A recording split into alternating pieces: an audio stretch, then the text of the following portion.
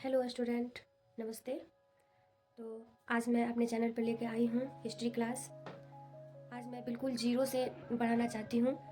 बहुत सारे कभी कभी ऐसा लगता है कि हम 20 से पढ़ लेते हैं, 60 से पढ़ लेते हैं, तो वो सारी चीज़ें हमको समझ नहीं आता। तो इसीलिए मैं आज आप लोगों को शुरू से पढ़ाऊँगी और शुरू से बताऊँगी। बिल्कुल जीरो से शुरू करना है। तो आज हम शुरू करते हैं जीरो से। सबसे पहले ये देखेंगे कि सबसे पहले ये जानते हैं कि इतिहास के जनक किसे कहा जाता है। इतिहास के जनक देख सकते हैं, यहाँ पे लिखा हुआ है इतिहास के जनक हेरोडोटस। हेरोडोटस को कहा जाता है हेरोडोटस। इतिहास जो है, इतिहास को हम कितने भागों में बांटते हैं? 3 भागों में बांटेंगे। प्राचीन भारत, मध्यकालीन भारत और आधुनिक भारत। और इतिहास को हम अच्छे से समझने के लिए हम फिर से इसको 3 भागों में बांटेंगे। फिर से इसको 3 भागों में बांटते हैं। कैसे? प्राक ऐतिहासिक काल, आद ऐतिहासिक काल और ऐतिहासिक काल। प्राक ऐतिहासिक काल में क्या हुआ था कि इसमें कोई भी लिखित स्रोत नहीं मिला हुआ था, क्योंकि वो प्राक ऐतिहासिक काल जो था वो बहुत ही पुराना था, इसीलिए इसमें कोई भी लिखित स्रोत नहीं मिला हुआ है।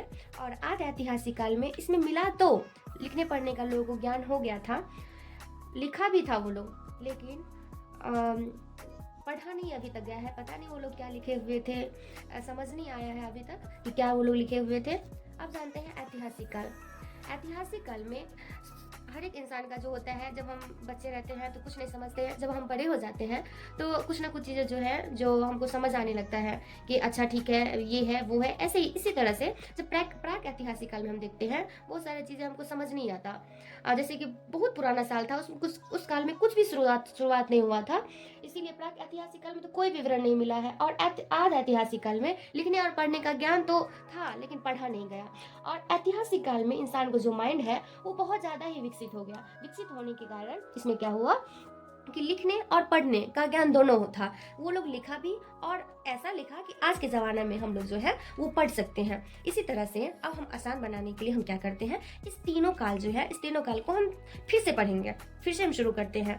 पहले हम पढ़ेंगे प्राक ऐतिहासिक काल, फिर पढ़ेंगे आदि ऐतिहासिक काल, फिर पढ़ेंगे ऐतिहासिक काल। तो चलिए हम शुरू करते हैं प्राक ऐतिहासिक काल। सबसे पहले प्राक ऐतिहासिक काल, इस काल को हम पत्थर का युग कहते हैं, क्योंकि उस काल में ज़्यादा हथियार नहीं था, नहीं लोहा का उत्खनन हुआ था, नहीं तांबा का उत्खनन हुआ था। उस काल में सिर्फ पत्थर ही पत्थर था, इसीलिए इस काल को हम क्या कहेंगे? प्राक ऐतिहासिक काल। बोला गया है इस काल को पाषाण काल भी हम कहते हैं और पत्थर का युग भी कहते हैं। इस काल का हम 2 नाम दे सकते हैं, या फिर प्राक ऐतिहासिक काल या फिर पाषाण काल दे सकते हैं। तो चलिए हम पाषाण काल को शुरू करते हैं। पाषाण काल को हम क्या करेंगे, अच्छे से पढ़ने के लिए और अच्छे से समझने के लिए हम क्या करेंगे, इसको 4 भागों में बांटेंगे। 4 भागों में कौन कौन सा? पूरा पाषाण काल, मध्य पाषाण काल, नव पाषाण काल और उत्तर पाषाण काल। पूरा पाषाण काल जो है ये सबसे पुराना काल हो गया, और बाद का काल जो अंतिम वाला काल है वो क्या हुआ? उत्तर पाषाण काल हुआ। तो हम जानेंगे, पढ़ेंगे पूरा पाषाण काल को, फिर पढ़ेंगे मध्य पाषाण काल को, फिर पढ़ेंगे नव पाषाण काल को, फिर पढ़ेंगे उत्तर पाषाण काल को। देखते हैं आखिर क्या सब होता है इस काल में। पूरा पाषाण काल को हम अब देखते हैं। पूरा पाषाण काल, इस काल के लोग खानाबदोश थे। खानाबदोश मतलब होता है जैसे कोई बच्चे होता है, उस बच्चा को खाने न पीने का ढंग होता है, कोई ढंग नहीं होता। जैसे उसको खाना दो तो सही है, नहीं दो तो कुछ भी नहीं। अगर उसको भूख लगा तो वो रोएगा, नहीं भूख लगेगा तो वो फिर खेलता रहेगा, फिर वैसे ही रहेगा। इसी तरह उस टाइम में जो इंसान थे उसका माइंड जो है था ना, इसी तरह से बन गया था। उसको भूख लगेगा तो वो बाहर जाएगा, कुछ ना कुछ मार के खाएगा। कुछ भी चीज़ें जो हों, कुछ भी जानवर हो, चाहे पशु हो, चाहे पक्षी हो, कोई भी चीज़ हो, मार करके खाएगा। इसीलिए बोला गया है ये खानाबदोश था। इसका मतलब वो कपड़ा न पहने, कुछ भी न उसका भाई, न बहन, न माँ बाप, कोई इसको पता नहीं चलता कि हम क्या हैं। इसी तरह से बोला गया है कि वो लोग क्या थे? खानाबदोश थे। और वो लोग आखेट करते थे। स्वाभाविक है कि हमको भूख लगेगा तो कुछ ना कुछ चीज़ तो ढूंढने के लिए जाएंगे। तो वो जो जंगल में जो हम शिकार करते हैं ना, उसको हम आखेट कहते हैं।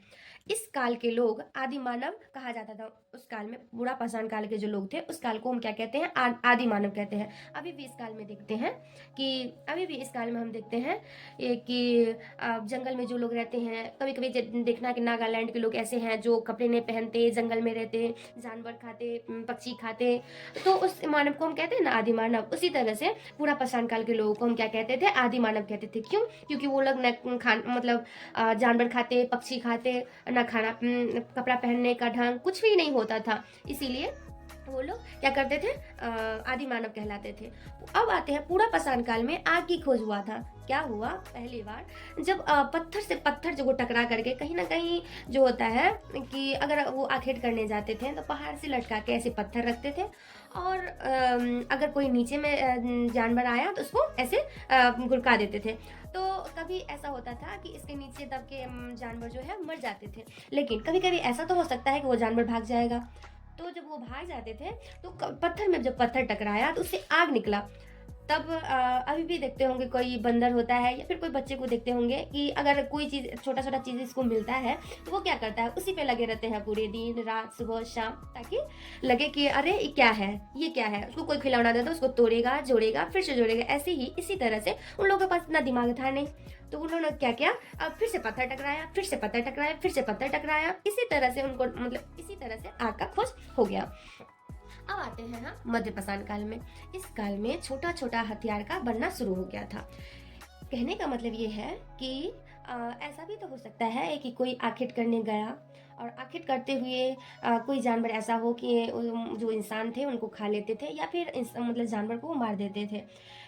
इसी तरह से कोई कोई पत्थर से जैसे नीचा गिराए तो उसमें क्या होता था कि कोई जानवर मरते कोई जानवर नहीं मरता था।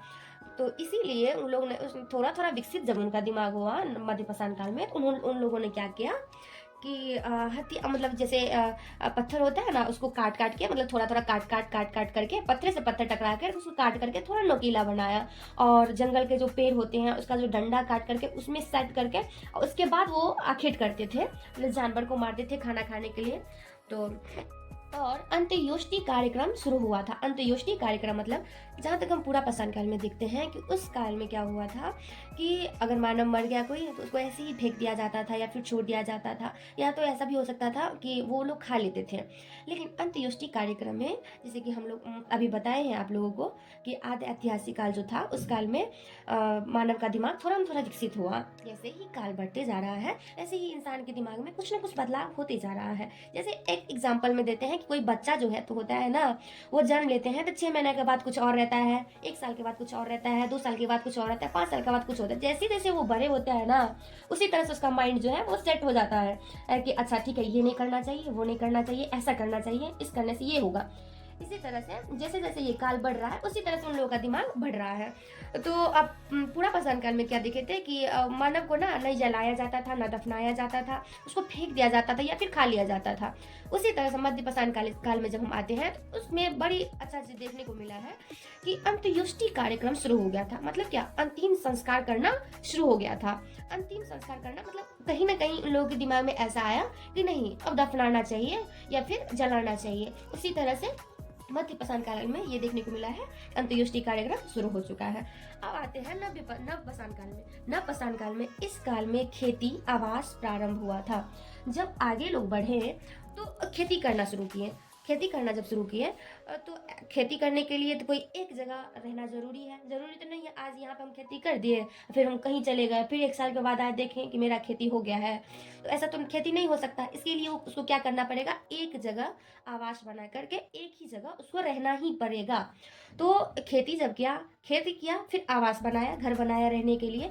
अब जो धान चावल या फिर गेहूं कुछ भी जो चीजें होगा उस चीजें को उगने के लिए ऐसा तो नहीं है कि कम सम होता होगा, बहुत ज्यादा होता होगा, ऐसा भी तो हो सकता है।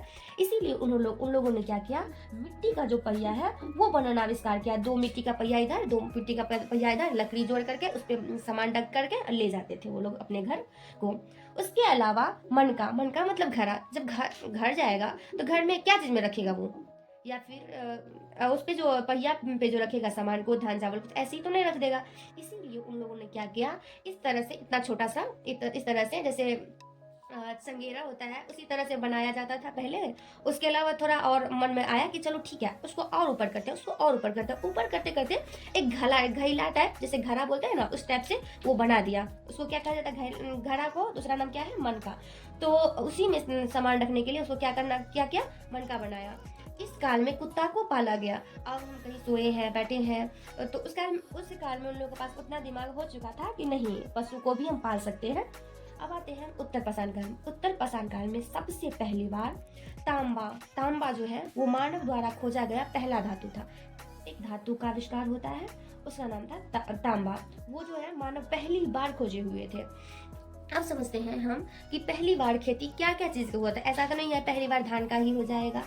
तो पहली बार जौ का और गेहूं का खेती हुआ था। खेती सबसे पहले बार कितने ईसा पूर्व में हुआ था? 7000 ईसा पूर्व में हुआ था।